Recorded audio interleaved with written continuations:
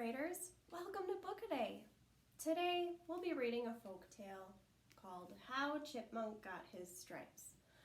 Remember, whenever we read a folk tale, we look for two things. The first is, what does it teach us about how nature came to be?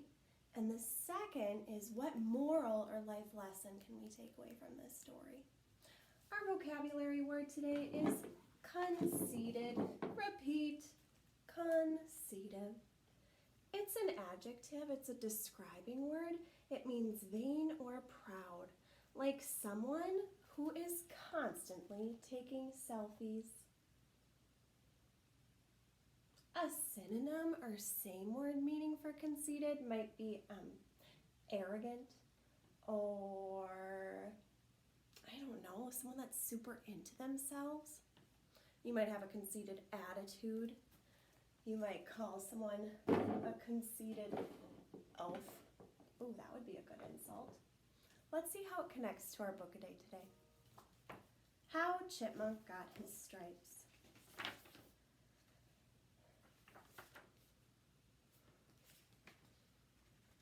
One autumn day, autumn, what season is autumn?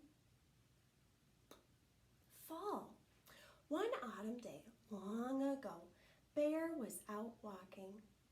As he walked, he began to brag. I am Bear. I am the biggest of all the animals. Yes, I am. I am Bear. I am the strongest of all the animals. Yes, I am. I am Bear. I am the loudest of all the animals. Yes, I am. I am Bear. I am Bear. I can do anything. Yes, I can. Wow, my reading with expression today is just phenomenal. As soon as Bear said those words, a little voice spoke up from the ground. Can you really do anything? Bear looked down. He saw a little brown squirrel standing on his hind legs. Can you really do anything? Brown squirrel asked again. Bear stood up very tall. I am Bear. I can do anything. Yes, I can. Can you tell the sun not to rise tomorrow morning? Brown squirrel asked. Oh, I have never tried that before, but I am Bear. I can do that. Yes, I can. Quite the confident Bear. Bear turned west to face the sun. It was the time when the sun always goes down. Bear stood up to his full height and spoke in a loud voice.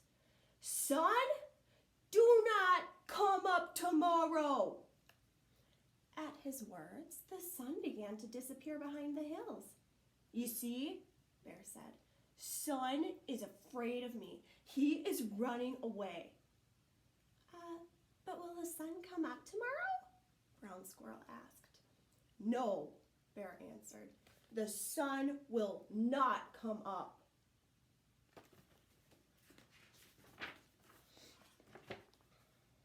Then Bear turned to face east, the direction where the sun always used to come up.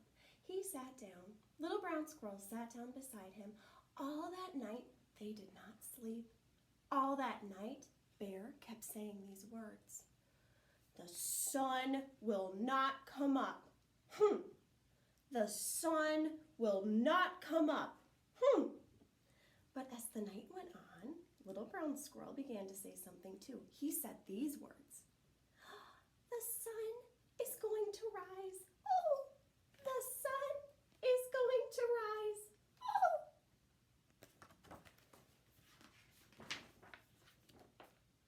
All through the night they sat there. One by one, other animals gathered around them. Fox and wolf, deer and moose, rabbit and porcupine, hawk and owl, otter and beaver, frog and turtle, and even the little mice came. They wanted to see who would be right, Bear or Brown Squirrel. this is what the other animals heard. The sun will not come up. The sun is going to rise. Oh, the sun will not come up. The sun is going to rise. Oh. Finally, it was just before dawn, the time when the sun always used to come up. Look, said Turtle. A little bit of red is starting to show. Yes, said Owl. I believe the sun will rise today. Bear only chanted louder. The sun will not come up. But right next to him, Little Brown Squirrel piped up. The sun is going to rise. Oh!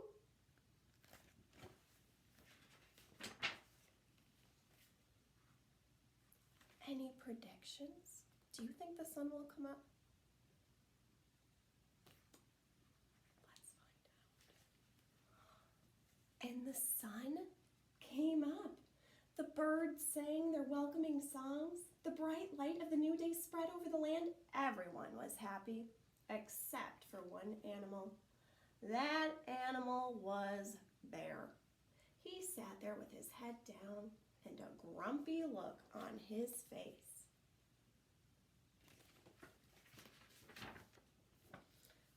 The happiest animal of all was Little Brown Squirrel. The sun came up, the sun came up, he chirped. The sun came up, the sun came up, the sun came up. Brown Squirrel was so happy he forgot what his wise old grandmother had told him when he was very young. Brown Squirrel, his grandmother had said, it is good to be right about something, but when someone else is wrong, it is not a good idea to tease him. Now, Little Brown Squirrel began to tease Bear. Bear is foolish. The sun came up. Bear is silly. The sun came up. Bear is stupid. The sun...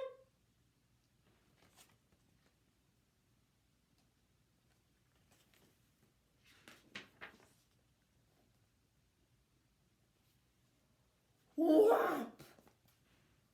Bear's big paw came down on Little Brown Squirrel, pinning him to the ground. Bear leaned over and opened his huge mouth. Yes, Bear growled. The sun did come up. Yes, I do look foolish, but you will not live to see another sunrise. You will not ever tease anyone else again because I, Bear, am going to eat you. Brown Squirrel thought fast.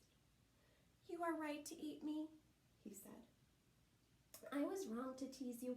I would like to say I'm sorry before you eat me, but you are pressing down on me so hard that I cannot see anything. I cannot see anything at all. I cannot even breathe. If you would lift up your paw just a little bit, then I could take a deep breath and apologize before you eat me. That is a good idea, Bear said. I would like to hear you apologize before I eat you. That's gross. So, Bear lifted up his paw, but instead of apologizing, Brown Squirrel ran. He ran as fast as he could toward the pile of stones where he had his home. He had a tunnel under those stones and a nice warm burrow deep underground. Little Brown Squirrel's grandmother stood in the door waiting for him. Hurry, Brown Squirrel, she called. Hurry, hurry!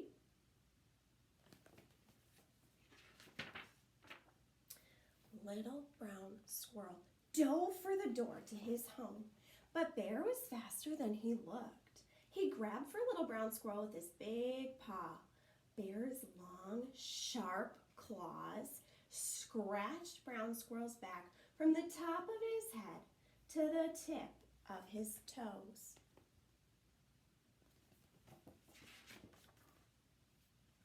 But Brown Squirrel got away. Deep down in his burrow, where Bear couldn't get him, Brown Squirrel curled up next to his grandmother and slept all winter while those scratches on his back healed.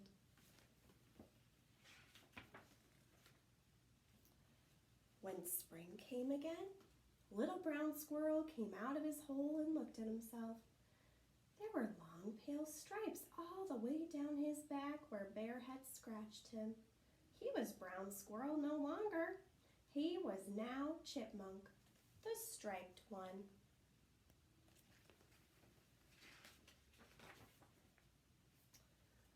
That is how Chipmunk got his stripes. Ever since then, Chipmunk has been the first animal to get up every morning. As the sun rises, he scoots to the top of the tallest tree to sing his song. The sun came up, the sun came up, the sun came up, the sun came up.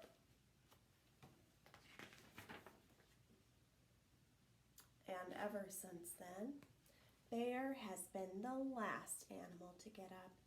He doesn't like to hear Chipmunk's song. It reminds him, as it reminds us all, that no one, not even Bear, can do everything.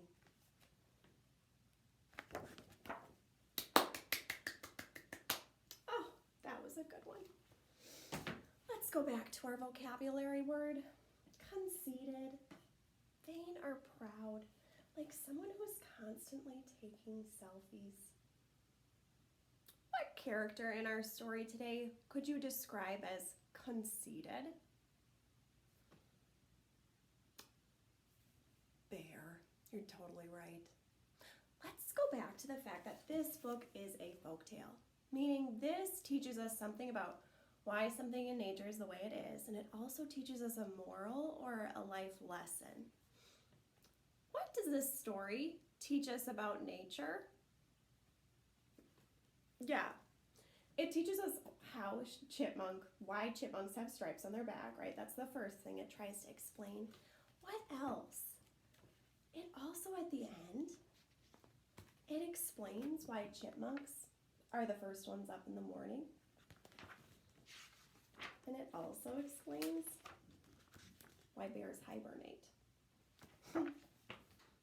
What life lesson, what moral or lesson did you take away from this story? Post it on your Ed Puzzle. Can't wait to read it. Thanks for joining me for Book a Day 4th grade. See you soon.